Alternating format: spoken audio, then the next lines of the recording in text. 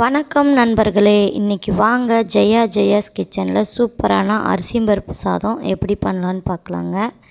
இதுக்கு வந்து 1 டம்ளர் அளவுக்கு நான் அரிசி எடுத்து வச்சுருக்கேன். புழுங்கல் அரிசி வந்து எடுத்துருக்கேங்க. அதுக்கப்புறம் அதோடையே வந்துட்டு 1/2 டம்ளர் அளவுக்கு நம்ம துவரம்பருப்பு வந்து சேர்த்திட்டு நல்லா கழுவிட்டுங்க. ஒரு 2-3 தடவை கழுவி ஒரு அரை மணி நேரம் வந்து ஊற வச்சுக்கலாம். ஆயில் வந்து ஒரு 100 கிராம் அளவுக்கு நான் எடுத்துருக்குறேங்க. அதிலே வந்து சீரகத்தை போட்டு நல்லா சீரகம் பொரிஞ்சு வரட்டும். சீரகம் பொரிஞ்சு வந்ததுக்கப்புறமா நம்ம வந்து கடுகு வந்து சேர்த்திக்கலாங்க. கடுகும் சேர்த்திட்டு கடலப்பருப்பு, உளுந்து பருப்பு சேர்த்திட்டுங்க.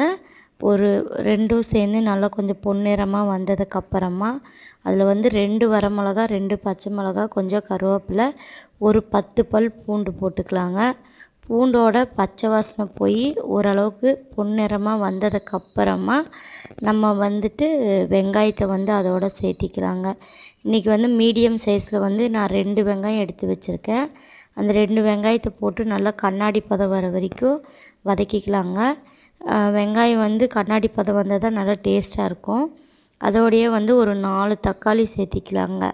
தக்காளி சேர்த்தி வதக்கி விட்டுறலாங்க. தக்காளி சேர்த்தி நல்லா வதக்கி விட்டதுக்கப்புறமா 1 டீஸ்பூன் அளவுக்கு நான் கல் உப்பு சேர்த்திருக்கேன். அதோடையே வந்துட்டு நம்ம வந்து மஞ்சத்தூள் வந்து ஒரு 1/2 டீஸ்பூன் சேர்த்திக்கலாங்க. அதுக்கப்புறம் சாம்பார் பொடி இல்லைன்னா குழம்பு மிளகு பொடி ஏதோ ஒரு பொடி வந்து நம்ம சேர்த்திக்கலாங்க.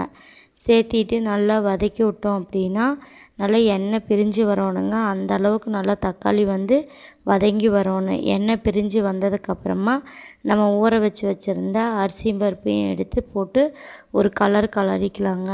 நல்லா கலந்து விடும்போது தான் நமக்கு டேஸ்ட் நல்லா கிடைக்குங்க. அதுக்கப்புறம் 1 டம்ளர் அரிசிக்கு 2 டம்ளர் தண்ணி ஊற்றுவோம்.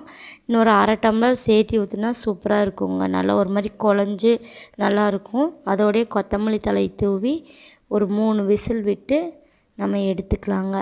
எடுத்தோம்னா சூப்பரான அரிசி பருப்பு சாதம் ரெடி ஆயிருங்க. ஒரு முறை இப்படி செஞ்சு பாருங்கள், செம டேஸ்ட்டாக இருக்கும். இந்த சேனல் பிடிச்சிருந்தா சப்ஸ்கிரைப் பண்ணுங்கள்.